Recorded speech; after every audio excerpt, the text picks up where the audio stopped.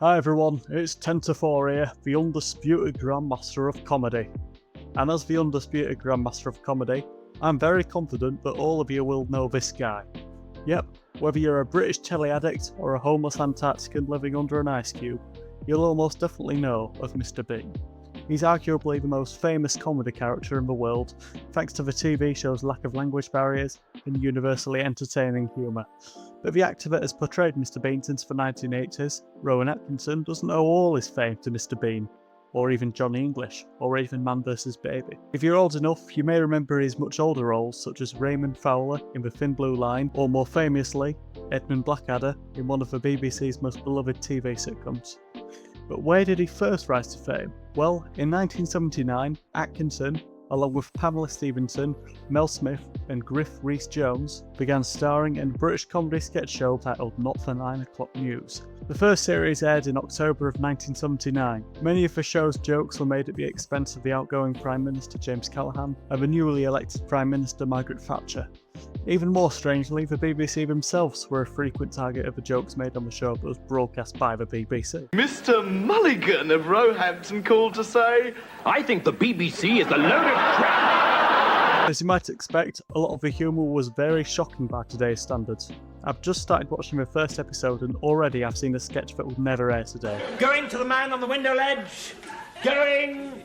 Gone! The man on the window ledge has gone! So I'm afraid I'll have to start the bidding again. But if you thought that was offensive, you've not seen anything. Most of the other sketches were just downright ludicrous. There's been almost no advance in genetic experimentation over the last 30 years. And anyone who says otherwise would need his legs examining. Now, excuse me, good night.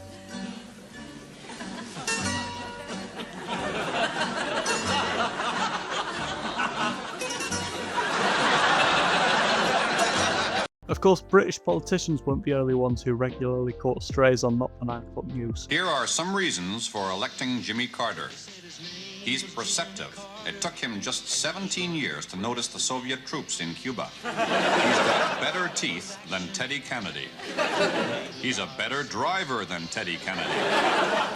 He's not afraid to look stupid. The show was also unique for its time, as it generated humour from taking footage from other TV programmes and repurposing it. If you've ever watched TV Burp, you'll be all too familiar with it. Now from BTL, a new dimension in TV games. In the privacy of your lounge, a chance to influence real events at the touch of a button, with games like Queen's Hat.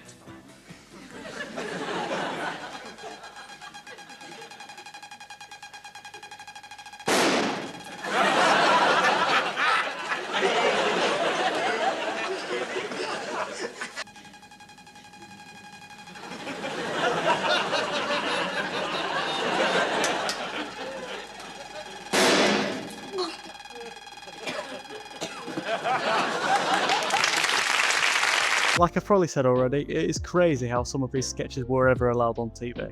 And I'm surprised this sort of language was common on TV back in the 70s and 80s. What do you like doing in your spare time? Screwing. Right, yes. The second series was produced during a period of budgetary cuts at the BBC, prompting the writers to make fun of the BBC for this at every opportunity in the first episode of Series 2, titled The Outrageously Expensive Not the 9 O'Clock News. Good evening. Your money, what do we do with it? Well, in a typical year, the BBC has £340 million to allocate, so how do we cut up the cake? Well, this 7.7% goes on investment credit. This 2.2% goes on artists, musicians, and so forth. This 14.3 goes on technical requirements. This 16.1 goes on forward planning and regional development. And this 59.7% goes on cake. Here's one of my favourite sketches from the show in episode 5 of Series 2. I saw the first half on TikTok a while back and assumed it was just an average sketch, but watch it till the very end because it is completely and utterly absurd. Bad news, I'm afraid, sir. Your daughter's been kidnapped. Oh, no! My Tracy's been kidnapped again! What are the police doing about it? I wouldn't know, sir. I'm from the Daily News. The kidnapper contacted me first, you see. Yes, all right. How much is it this time? £20,000. No. How am I going to raise... No, that's for you. That's for you. Yeah, for the story, you know. Oh, I see. About her harrowing experience at the hands of her brutal captors. Oh, fine. How she was convinced she was going to die. Right, how fine. she lived for 3 months on nothing fine. but the bark of a sycamore. Sycamore. Good, yes, that is. Yes, good, fine. Okay. Okay. Oh, last time there was a ransom mentioned. Ah, yeah, ransom, yeah. They're asking for, how much was it you wanted, Arthur? Oh, 15,000. Ah, you're the kidnapper? Yeah. Arthur Foster, pleased to meet you. Now look, my daughter is a very delicate child indeed, and if you so much as harm a hair on her He head... hasn't. Look, can we leave your daughter out of this for a moment? Now, do I get the story? Well... Come on, I mean, look, even after you've paid him, you're going to be 5,000 in pocket, aren't you? Oh, that's true, yes. But he'll be getting 3 times as much as me, isn't that right? Well, I kidnapped her. But I've got all the worry and anguish, for God's sake. That's true, actually. He's got a point there, Arthur. You couldn't come down a bit, could you? Well, leave it out. Why don't you go up a bit? Yeah, what do you got your overheads? Well, I could maybe get it up to 22 grand, but for that it's going to have to be down a quarry with Peruvian bandits or something no, like that. if we're going to talk details, come inside. Do you want to go? Yes, bring her in. Daddy? Do we have to go through this rigmarole every time you want a new car? You have to ask your mother.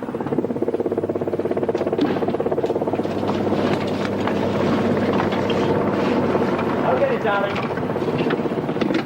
Freeze! This is the American Marines. Are you the Ayatollah Khomeini?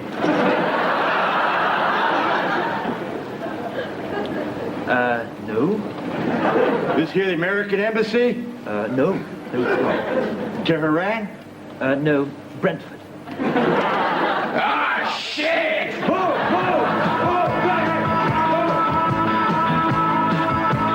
In Series 3, one of the most famous scenes consisted of a song called I Like Trucking. I like trucking, I like trucking, I like trucking and I like to truck.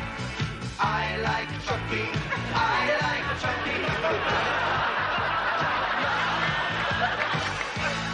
On the road, You must be brave and tireless. on the road, You can listen to the wireless. on the road. You eat cafe food with pride.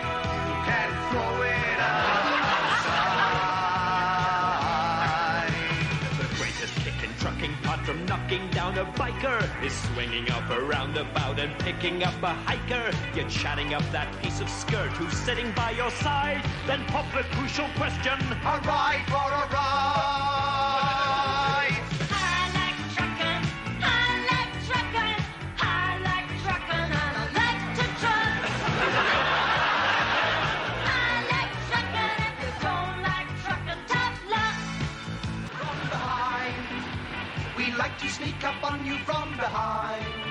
Never mind, if you hit 'em, never mind. We like trucking, we like trucking, we like trucking and we like to truck. We like trucking, we like trucking, if you don't like trucking, tough luck. We like trucking, we like trucking, we like trucking and we like to truck. We like trucking, we like trucking, if you don't like trucking, tough luck.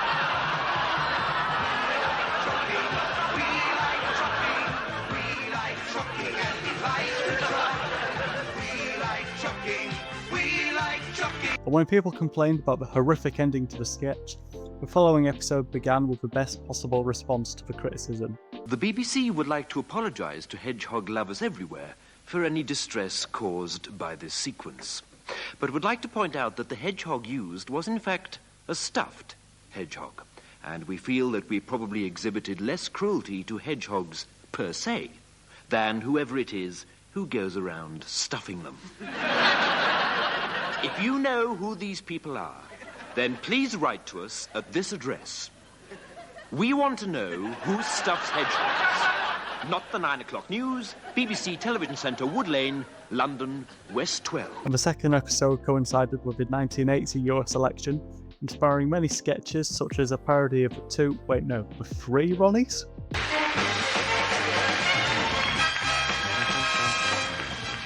Good evening, and it's nice to be with you again, isn't it, Ronnie?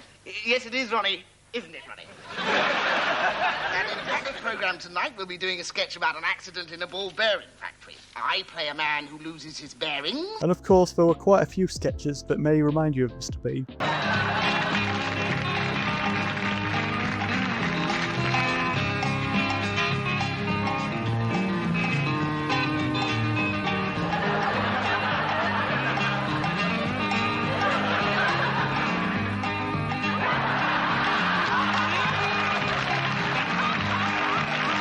One of the most controversial episodes was the penultimate episode of Series 3, beginning with a tribute song to the recently deceased Oswald Mosley. I didn't understand him, some people called him mad, but any friend of Hitler's can't have been all bad. Burn it, Oswald Arnold Mosley! Burn it, Oswald Arnold Mosley! He was popular and handsome, and Richard Burton. 'Cause I seen him on the box once with his black shirt on. And ending with a sketch showing children being kidnapped by the BBC and forced into appearing on a TV show hosted by Rolf Harris.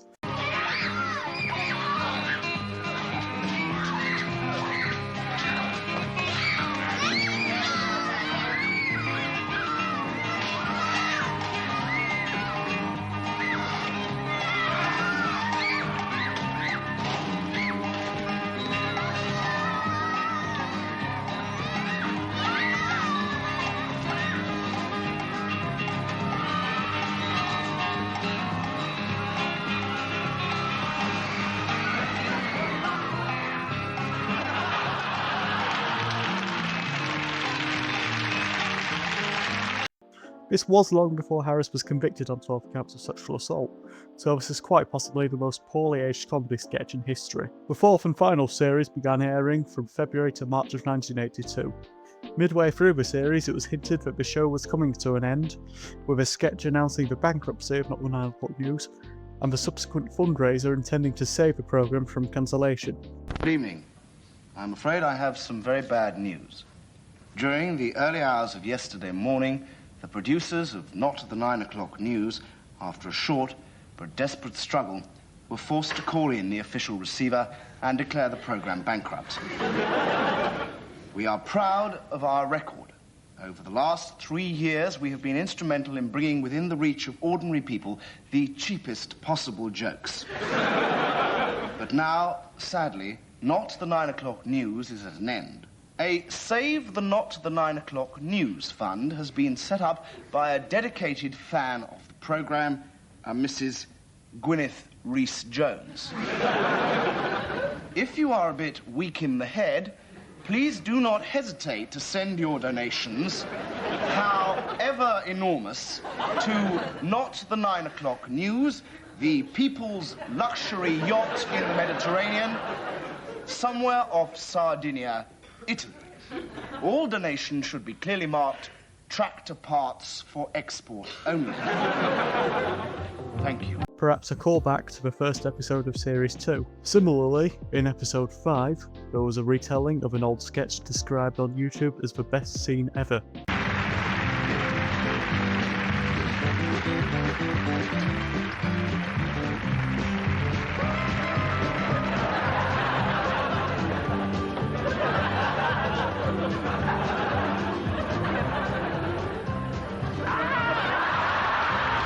Like in previous series, there were also plenty of sketches reflecting on the worries many British people had during the 1980s, such as the constant threat of nuclear war. In view of the fact that the Soviet Union has just launched 50,000 megatons of nuclear warheads against Britain... Yes, yes. Which will be arriving in approximately 4.5 minutes. What are the panel's views on Britain's future as a world power?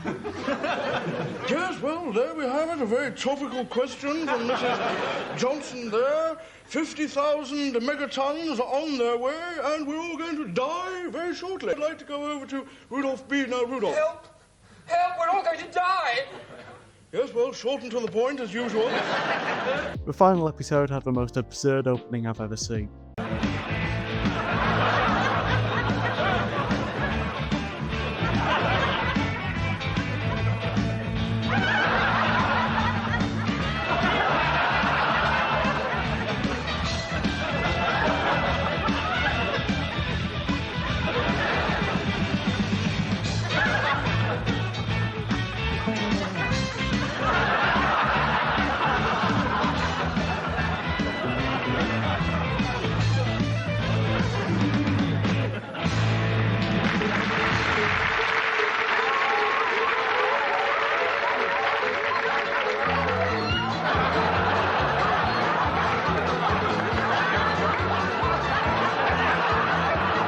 The episode also had another parody of the two Ronnies titled The Two Ninnies, which reportedly infuriated Ronnie Barker.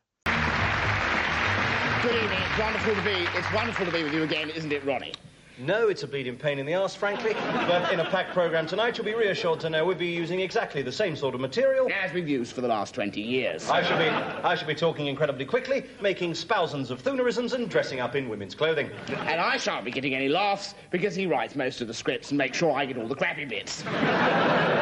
Later in the show, I shall be implying through smutty innuendo that I have a very small part and I have an enormous penis. And all the way through the show, he shall frequently cry. Spectacles? By which he means testicles. Cobblers? By which he means testicles. Didgeridoos? By which he means penises.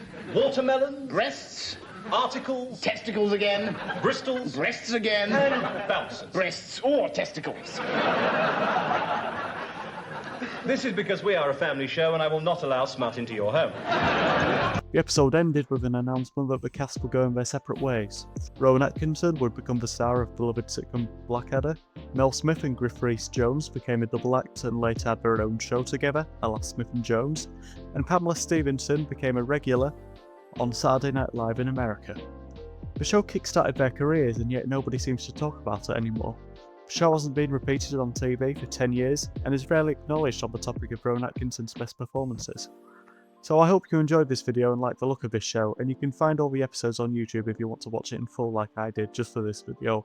I'll be back with you soon with another video, but thanks for watching this one, and for now, I bid you all... Cunnilingus, we've had some fun. Cunnilingus, but what's done is done. Cunnilingus, you'll soon find someone new who'll never say cunnilingus to you. Cunnilingus. Cunnilingus, Mel. Cunnilingus.